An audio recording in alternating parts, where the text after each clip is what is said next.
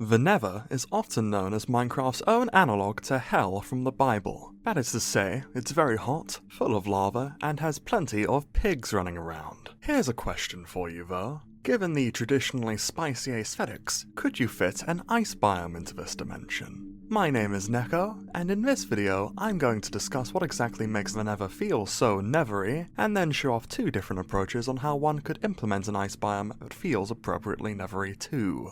If you enjoy these kinds of discussions, be sure to like and subscribe for more of them in the future. Jumping right into that first point, what does it mean for the Nether to feel like the Nether? In the past, this question would probably have been a little more straightforward to answer. When it was first added in the Adventure update, right up until the Nether update, there was only a single biome, the Nether. A barren, dimly lit, fiery hellscape underpinned by bright orange lava falls and an expansive lava ocean, alongside a thick dark red mist that obscured the ghost-like ghasts looming in the skies, and the zombie pigmen that populated the ground. Every so often, one could find monolithic Nether fortresses standing tall amongst the desolation, housing the sentry-like blazes and the charred, tall, wither skeleton swordsman, protecting special Nether wart fungi used for potion brewing. Visually and thematically, there wasn't really much to it. Come release 1.16, however, and everything changed. Now, the Nether is full of life. Giant fungus forests. That are green, inert, ashen volcanoes, valleys of the souls of the damned, and even the same wastelands from before the update. Zombie pigmen now have living variants who steal the spotlight. The barbaric piglins, living in derelict expansive ruins housing powerful ancient debris and lots of gold. They hunt hoglins, giant ugly warthogs, and sometimes even venture across the lava seas with the new quirky Strider mob. Hey! Suddenly, the pool of options has been expanded a fair deal.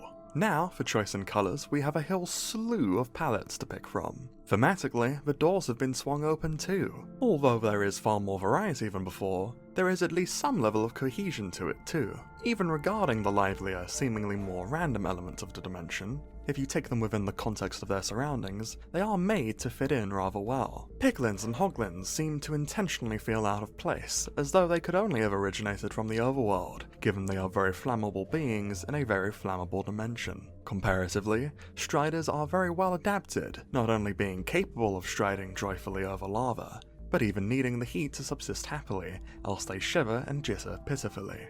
The strangest of all the Nether biomes, the Warped Forest, stands out with its population of Endermen making headway instead of piglins or undead, and of course its juxtaposing turquoise and dark purple hues in a dimension that is defined by its typically hotter palettes. One can of course infer that the forest is warped because of the Ender presence invading the biome, so it feels apt enough. No matter how out of place something feels on its face, context makes the Nether fit together and work believably. With that in mind, yeah, I think an ice biome could work pretty well in the Nether.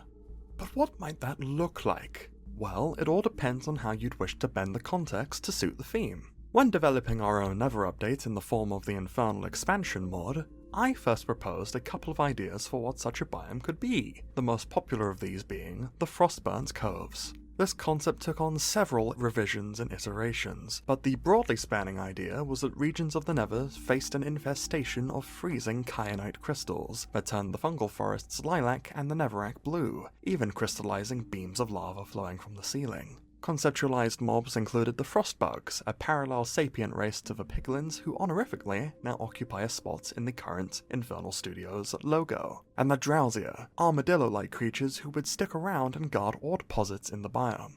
Frostbug overrun Nether fortresses could appear covered in a creeping kyanite infection too, reinforcing the lore behind the biome.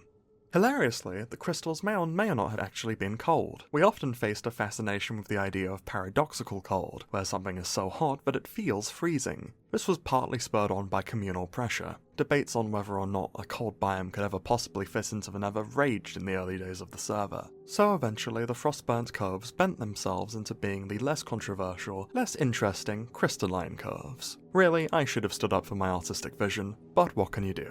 It ultimately doesn't matter, because later on, a proposal I far prefer anyways sprung up. A sub-biome for the Soul Sand Valley, the Frosted Seascapes. This biome takes the connotations of soul energy in Minecraft being blue, meaning that they're also cold. Thus, a high concentration of soul energy in one place would mean that a new form of ice could proliferate, soul ice. For good measure and iconographic purposes, the biome is given an oceanic theme, also featuring icy kelp, frost coral, and even undead floating shark skeletons called boneheads. Beyond having some really interesting gameplay mechanics, such as possessed icicles that would drop on you should you walk beneath them, and thin ice that would crack and break beneath you should you walk over it, it also just looked sick. If I recall correctly, I believe the biggest point of criticism against it was the nonsensicality of the bonehead's presence. Why exactly were there living undead sharks here anyways? But then, this line of criticism ravaged many proposed mobs for multiple biomes old and new, including my own Pyrono mob that I may or may not elaborate on more one day. Mind you, as the whole point of any biome fitting the Nether is that it makes contextual sense, I also struggle to oppose it too strongly on any foundation that isn't because skeleton sharks are awesome. Perhaps their presence implies the sharks committed several egregious sins whilst alive, landing them a one-way ticket to an icy parody of their homeworlds. That works well enough for me, because I quite like the variety that the sea aesthetic brings to a dimension that is otherwise comprised of nothing but forests, volcanoes, and deserts. It has my seal of approval. At the end of the day, I suppose that really is the ultimate answer to whether or something fits anything. It's all down to personal preference. What do you think of it, or of the Frostburn Coves? Do you think an ice biome could work in the Nether at all? And if so, how would you go about implementing it? Do let me know in the comments, I read all of them. I hope you've enjoyed the video, and that I'll see you in the next one. Until then, bye bye!